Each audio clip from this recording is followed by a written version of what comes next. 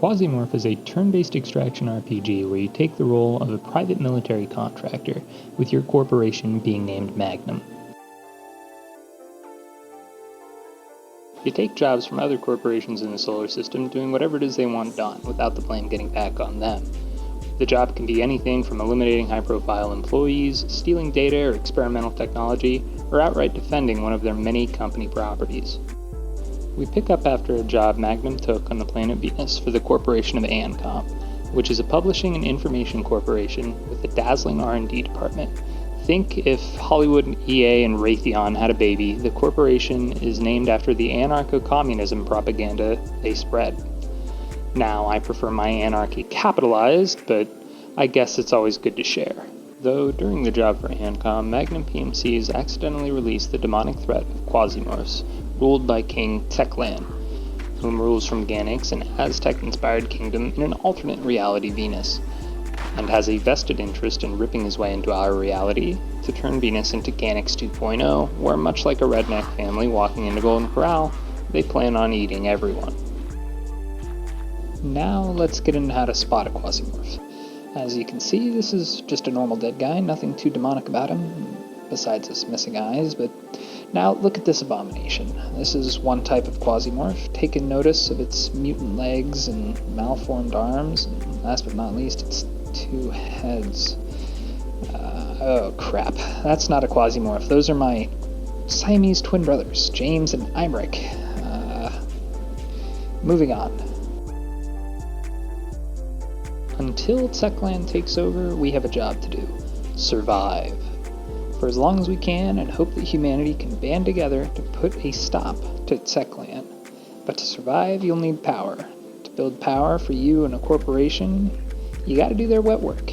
And to scratch their back so they'll scratch yours, providing you with the technology so that you may just live another day. But increasing one corporation's power decreases another's, and those on the bottom of the food chain tend to die out without help from their friendly neighborhood PMC, being cannibalized by the other corporations, which means you'll lose out on their technology, so pick your corporations wisely. But today it doesn't matter who we help as long as we tear down Planetbridge, which is an engineering and construction corporation responsible for building many of the space stations and artificial satellites. And we'll be replacing Planetbridge as the sole construction corporation, because look at the job they've done on these stations. Most of them are falling apart, and like my landlord, they seem to outright refuse to fix things. Like all Quasimorph playthroughs, you start on Phobos, but with no Planetbridge missions, we're forced to travel to the moon.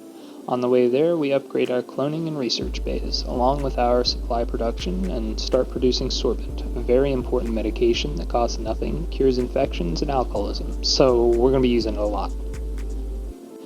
On the moon, there's a contract to take an electronic device off of Tycho Terminal for SBN. SBN is the result of a merger of the largest media conglomerates, of course ANCOM not included. SBN owns the SBN System Portal. They're basically Microsoft, Twitter, Meta, and a news network all rolled into one. Getting ready to drop onto Tycho Terminal, we select Isabella, because in this video, we're cosplaying as builders, so we can't use the big guns. We'll be going mano a mano with our fisticuffs, tools, nail guns, and the occasional security guard's pistol. As long as the builder of the millwright uses it, so will we. So we select the Eclipse Blades class, try saying that 5 times fast, for Isabella. And she takes her best threads and after organizing the cargo hold, drops down onto the moon in the shuttle. For the ride down, our assistant Jane gives us some background information. Once we land, we immediately head for the entrance to the left and open the door to find some 12-gauge buckshot inside. Unfortunately, we won't be using it, but we take it just in case we feel like trading it later, which we never do. After picking up the knife maker's box and changing out our shoes, we proceed through the door and try to back up, but we get shot. I used to be an adventurer like you, and I took an arrow in the knee. Quickly shutting the door, I wait for him to come open it, since I have nothing to stop the bleeding and need to conserve as much health as possible. As he opens the door, I move forward and start giving him the 1-2. He tries to shoot me, but I end up getting him. Taking his nail gun, I shoot at his friend back there, but miss, having to put the nail gun away and beat him too. With both of our kills dead, we move on to looting, disassembling their clothes, making rags so that I can stop the bleeding. After we have the bleeding controlled, I continue down through the halls.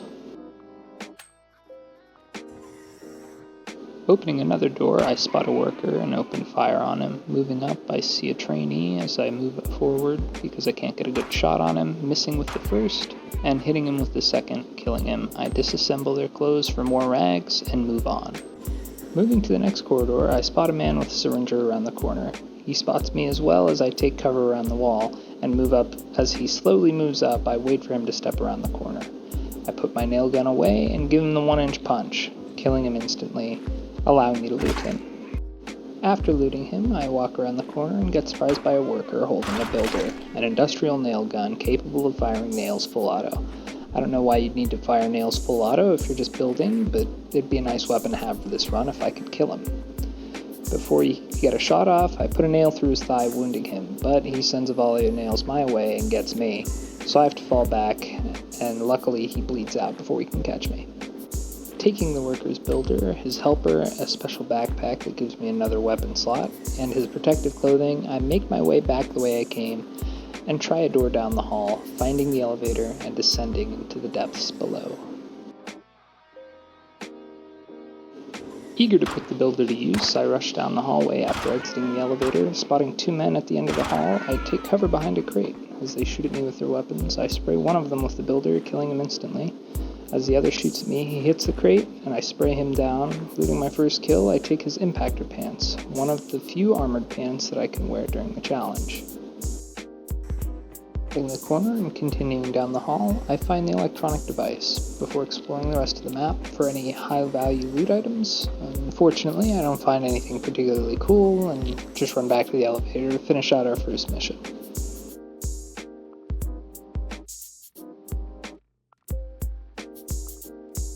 Our second contract takes place after a jump to Citadel 1, on the research center known as Gamma Hydra 4. I guess they blew up the other 3 somehow, but in this contract for Techland, they want us to go down and destroy Planetbridge's scanners.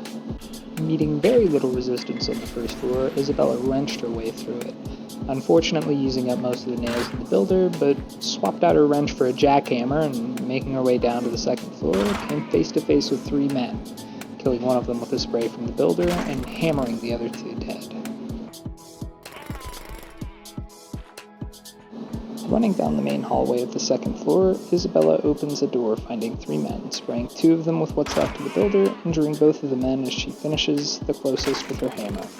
Our first Quasimorph bursting out of the injured man's chest, she hammers the millwright in front of her and turns her attention to the Quasimorph. Isabella makes her way through the second floor, killing a few men here and there as she opens a door into a medroom. She's met with 3 men as she dispatches 2 of the men. A Malak is formed from the second skull, a Mercurian Quasimorph, just a skull with wings to move around with. After putting her jackhammer through its eye socket, she takes care of the last man and makes her way to the final elevator. The third floor is Isabella's toughest challenge so far. She walks into a recovery room and is met with a construction robot and 2 men. Hammering the bot, she knocks it back and changes her focus to the builder. Killing him spawns an ABD, which is basically an imp. As more men come through the doors, she backs off and lets them deal with the ABD. After healing up a bit, she opens the door to continue her killing spree. With the Quasimorphosis meter above 250, Quasimorphs have an easier time spawning, so after killing 1 man, a forest spawns, a giant booger of a Quasimorph. It pops like a pimple when it dies, spraying acidic goop all over the place. Backing off once again, she picks up a pistol off of the millwright, hoping to kill the forest from range, but unfortunately misses every shot and has to switch to the jackhammer. Luckily, it killed the rest of the men. As she loots, the forest dropped an idol, a Quasimorphian organ, maybe? That, when consumed, reduces the Quasimorphosis meter by 600. Continuing through the third floor, she finds her first scanner, along with a research station, so we can upgrade our ship a little if we make it out of this. After making room for everything, she destroys the scanner with her jackhammer and escapes the explosion with a slight burn on her body. She fights her way through to the last scanner and finds a cloning control system, another item we need to upgrade the ship, so after getting rid of some bursting 9mm ammo, we manage to fit it in our inventory. Then blowing up the scanner and running back to the elevator, calling in the mission and escaping.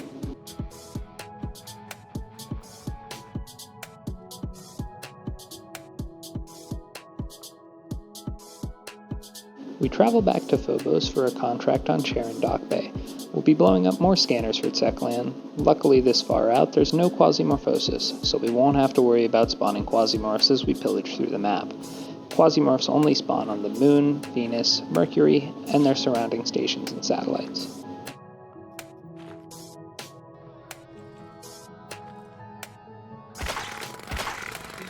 Landing on Phobos, we make our way through the base with a few short fights. We find the elevator pretty quickly and descend to the second floor.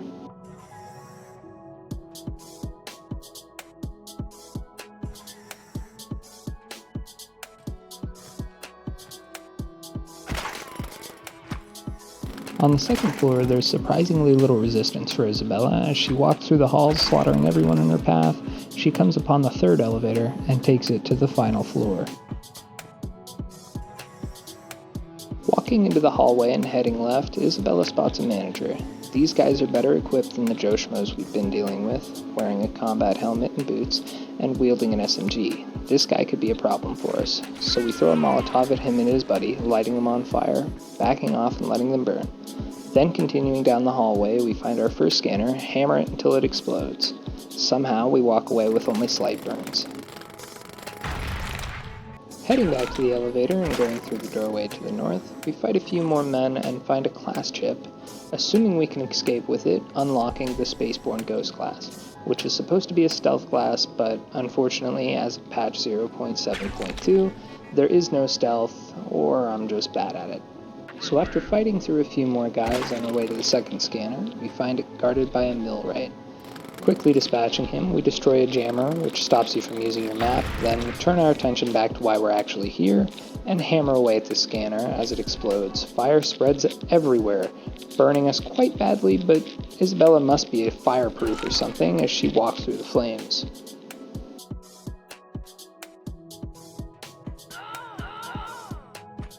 Not as fireproof as we thought, Isabella has some bad burns on her chest, so she uses a Dr. Jones surgical kit, restoring her to max health.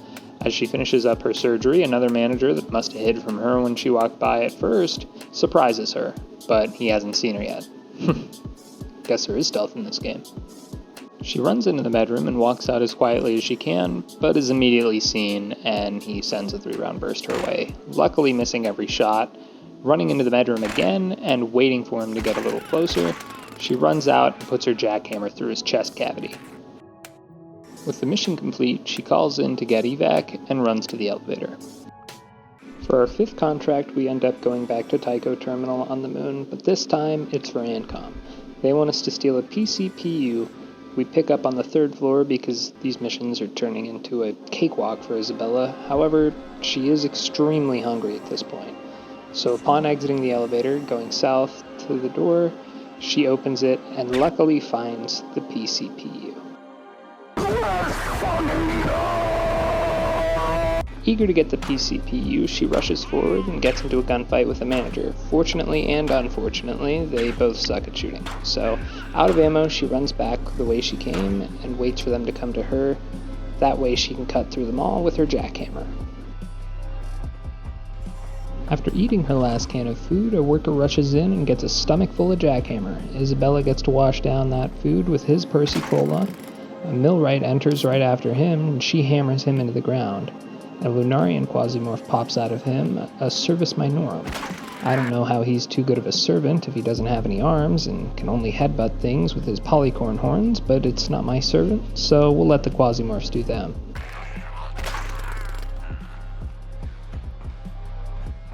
With our Quasimorphosis meter above 400, the higher chance there is for Quasimorphs to spawn. As one does, Isabella fails to hit it. There's a manager with a shotgun on the other side of him, so she opts to pick up the PCPU and let the Quasimorph handle the men in the corridor. After that, she hammers the Quasi's spine and runs to the elevator to complete our 5th contract.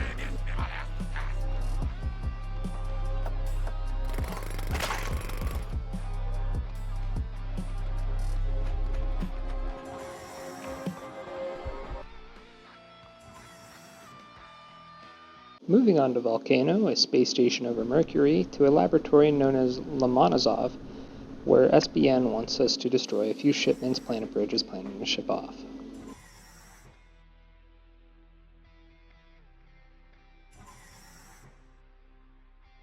On the second floor, where the shipments are located, there's some resistance, but it's nothing a jackhammer and a nail gun can't solve.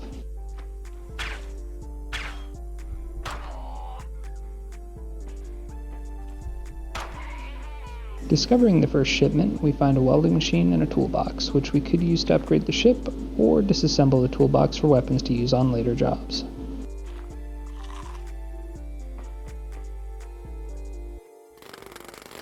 And because of the explosive barrel next to the shipment, we do take some damage, but not enough for alarm.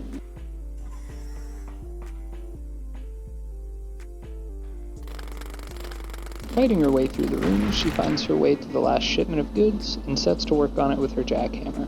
After it's destroyed, she calls in for extraction and runs back to the elevator. But on her way back, she's ambushed by a manager taking cover behind some barrels. She shoots her nail gun, hitting him a few times, but only really wounding him. His second volley of bullets destroys the barrel she's using as covers, so she has to fall back behind a cabinet. She misses her last two shots and is forced to reload. After she gets a shot off at the manager and his goon, a door opens beside her, revealing a millwright, missing him with a shot and getting hit by the manager's SMG, knocking her back. She attempts to fall back once more, but the millwright catches her with a pipe. She kills him with her hammer, spawning a forest as she runs away to heal. Making it to an autodock she had found, while clearing the floor, she heals up completely and runs back to face the enemy. Killing two men with the others dying from either the Ferris or bleeding out, she makes it to the elevator, completing her 6th contract.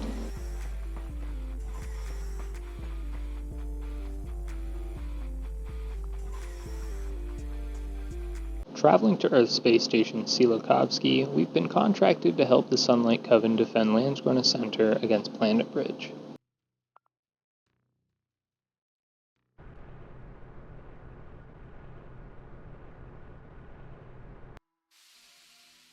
As Isabella exits the shuttle, jackhammer and nail gun at the ready, she begins to cut her way through the Planetbridge workers, occasionally switching to her nail gun when there's no one close enough to hit with her hammer.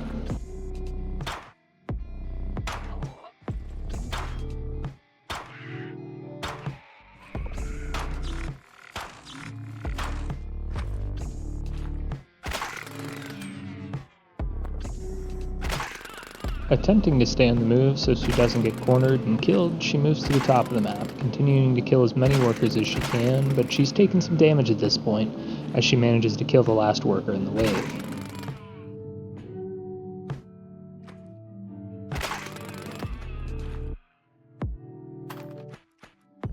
As she moves back to the bottom of the map, she's forgotten in her bloodlust to refuel her jackhammer.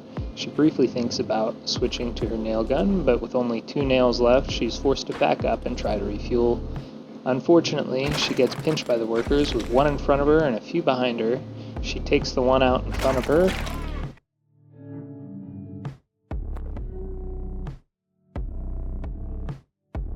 Boo-hoo! Let me play a sad song for you on the world's smallest violin. This is serious. I know. This really is the world's smallest violin. See?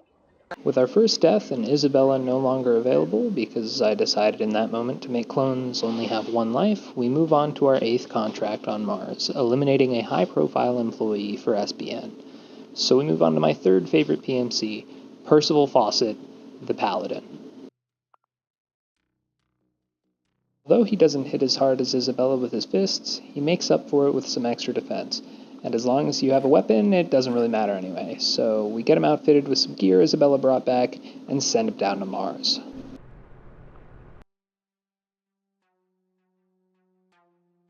As Percival is looking for the elevator, he finds 3 men, axing one a question and Black Ops tomahawking the other 2.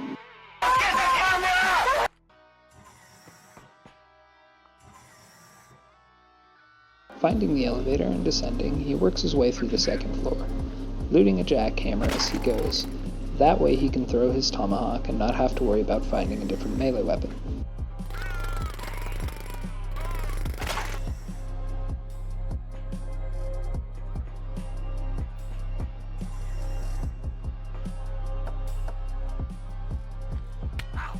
Stepping off of the last elevator, Percival makes his way through the door to the hall and starts killing, slowly making his way up the hall and through the eastern door looking for the target. Clearing that room and continuing up the hall through another eastern door, Percival finds his target in a room with 2 millwrights standing next to the door, ready to jackhammer him a new one.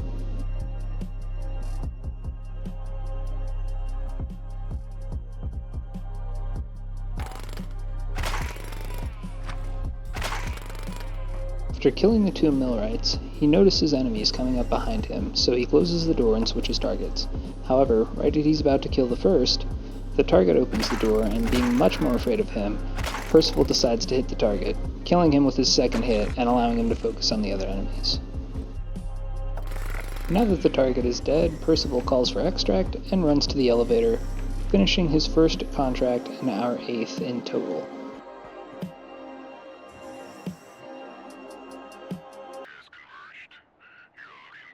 To start our 9th contract, we need to head to Venus to help Seklan steal an eaglet, a Bromfletcher crystal, from Planetbridge. After landing, Percival goes through the first floor, finding a branded nail gun on the ground, and heading to the second floor.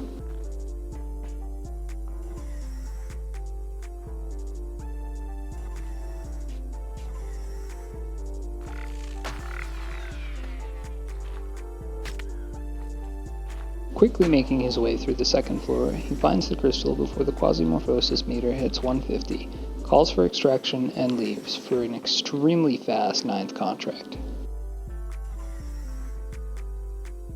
Over to Venus, in the transport hub of Clotho node, we have to steal an electronic device for RealWare, so Percival hops in the shuttle and rides down, starts tearing his way through Planetbridge, finding the elevator pretty quickly.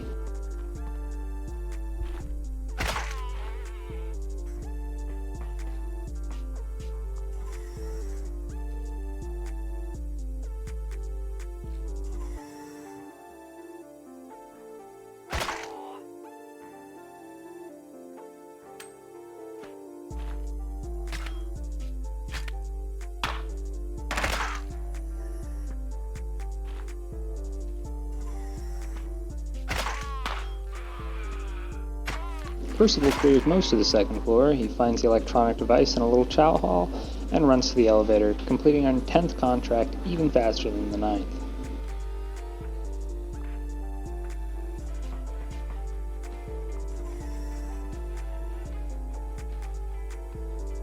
For our 10th contract, we don't need to go anywhere. Seklan wants us to go right back down to Clotho node to kill a high-profile target, picking up with Percival on the 3rd floor. The Quasimorphosis meter is at the highest it's ever been at 591. After killing a few workers in a Quasimorph, it jumps up to 677. Luckily, the Quasimorph drops an idol, so after making his way down the hall after a short fight, Percival is chased back into the elevator room. The Quasimorphosis meter is at a whopping 830, allowing Quasimorphs to spawn at random from uninjured individuals and making them tougher to kill. So after locking the door to buy himself some time, the Quasimorph breaks it down, after killing it and using 2 idols to clear the Quasimorphosis meter. Percival looks for the elevator, finding the carnage wrought by the Quasimorphs. And this is probably one of my favorite parts of Quasimorph, just walking through a station, finding most of the enemies dead to Quasimorphs, but all of them being gone. It feels very post-apocalyptic.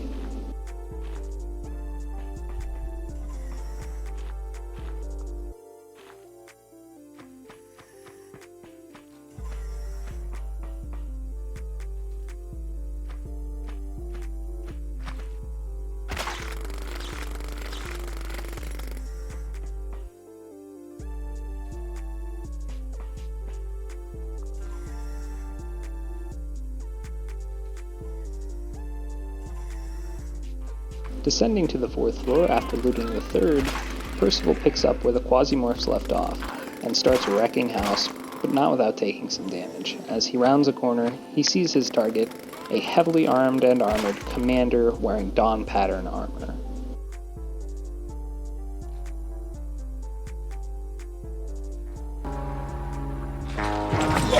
After vomiting, Percival sets to action with a tactical retreat to the elevator room. Pulling his tomahawk, he attempts to throw it at a barrel, hoping to make it explode, burning his target to death, or at least enough for him to jackhammer him. Missing the barrel, he hits the target, who shoots at him, luckily only hitting him once, and achieving what Percival set out to do with his axe.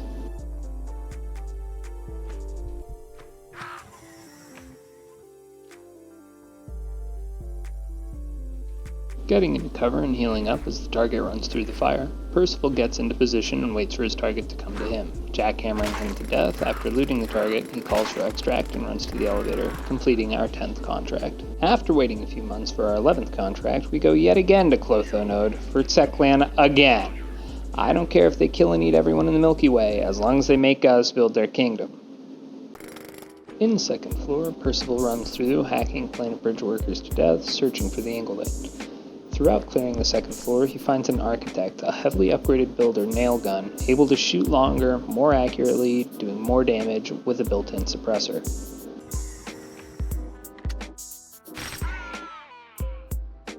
Finding the Ingolith defended by a millwright, Percival tests out the architect and picks up the Ingolith. He calls for extract and heads to the elevator, completing our 11th contract. And as he rides the elevator, he steals himself for his final contract.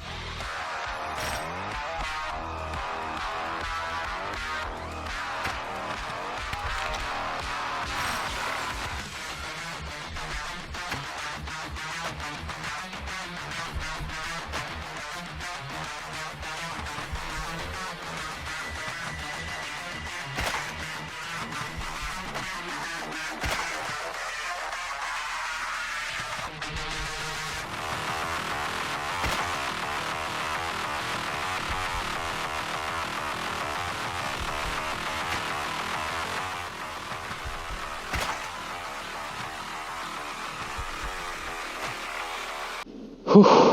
Well, I think after something like that, the only thing you could do is have an ice cold beer, but this one Percival picked out of the blood and viscera will have to do.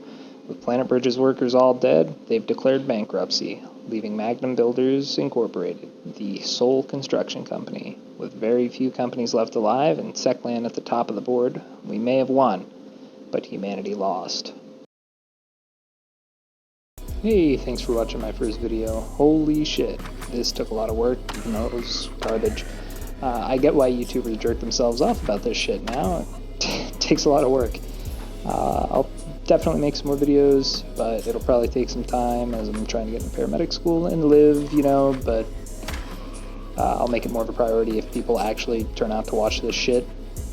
So like and subscribe, or don't, can't make ya. I hope you have a good rest of your day.